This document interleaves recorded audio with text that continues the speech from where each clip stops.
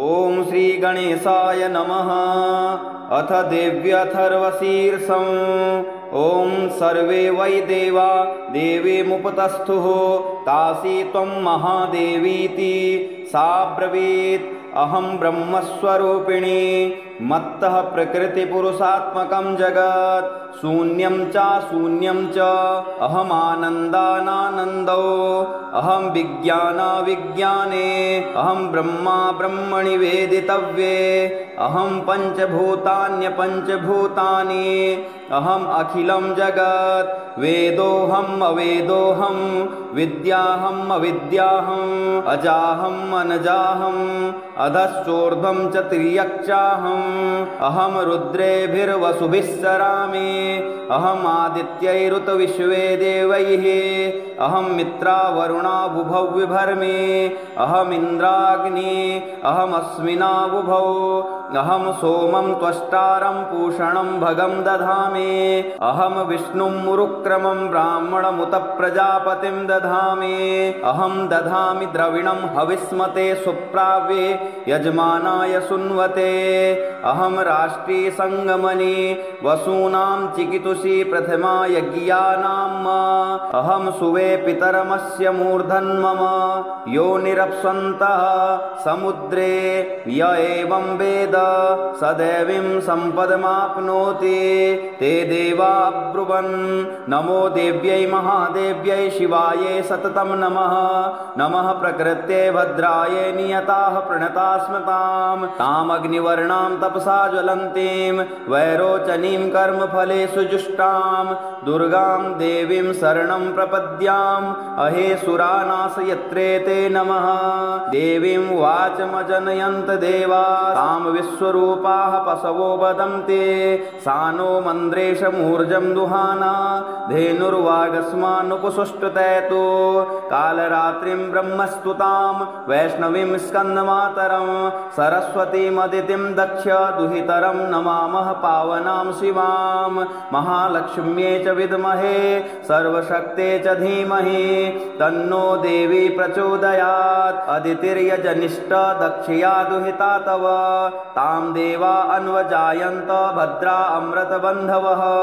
कामो योनिः कमला वज्रपाणिर्गुहा हसा मातरिषुवा भ्रमिन्द्रः पुनर्गुहा सकला मायया च पुरुच्यैषा विश्वमाता दिविद्योम् एषात्मशक्तिः एषा विश्वमोहिनी पाशाङ्कुशधनुर्वाणधरा एषा श्रीमहाविद्या य एवं वेद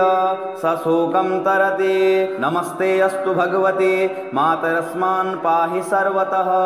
सैषाष्टौ वसवः सैषैकादश रुद्राः सैषा द्वादशादित्याः सैषा विश्वे देवाः सोमपा असोमपाश्च सैषा जातुधाना असुरा रक्ष्यांसि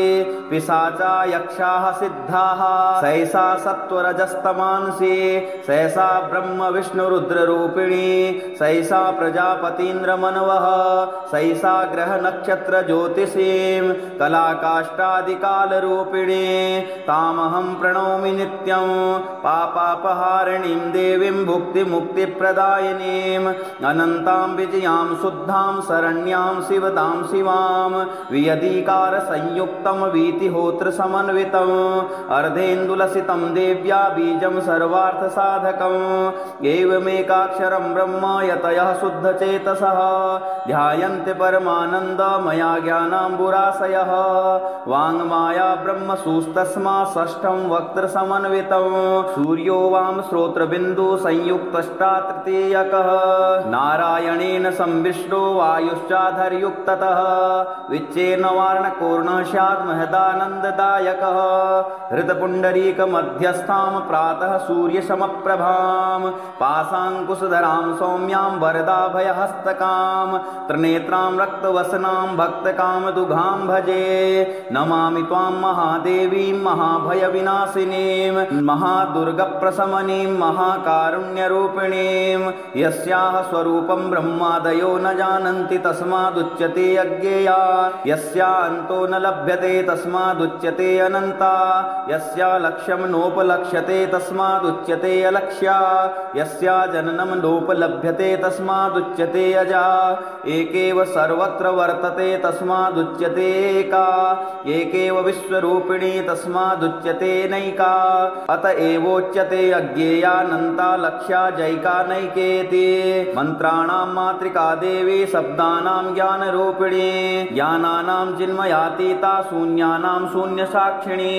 यस्याः परतरं नास्ति सैषा दुर्गा प्रकीर्तिता तां दुर्गां दुर्गमां देवीं दुराचारविघातिनीं नमामि भवभीतोऽहं संसारार्णवतारिणीम् इदम् अथर्वशीर्षं योधीते स पञ्चाथर्वशीर्ष जपफलमाप्नोति इदम् अथर्वशीर्षम् अज्ञात्वा योर्चां स्थापयति शतलक्ष्यं प्रजाप्त्वापि सोर्चां सिद्धिं न विन्दति शतमष्टोत्तरं चास्य पुरश्चर्याविधिः स्मृतः 10 वारं पठेद्यस्तु सद्यः पापैः प्रमुच्यते महादुर्गाणि तरति महादेव्याः प्रसादतः सायम् अधियानो दिवसकृतं पापं नाशयति प्रातरधियानो रात्रिकृतं पापं नाशयति सायं प्रातः प्रयुञ्जानो अपापो भवति निशीथे तुरीयसन्ध्यायां जप्त्वा वाक्सिद्धिर्भवति नूतनायां प्रतिमायां जप्त्वा देवता सान्निध्यं भवति प्राणप्रतिष्ठायां जप्त्वा प्राणानां प्रतिष्ठा भवति भौमाश्विन्यां महादेवी सन्निधौ जप्त्वा महामृत्युं तरति स महामृत्युं तरति य एवं वेद इत्युपनिषत्। ॐ श्री दुर्गा देव्यै नमः।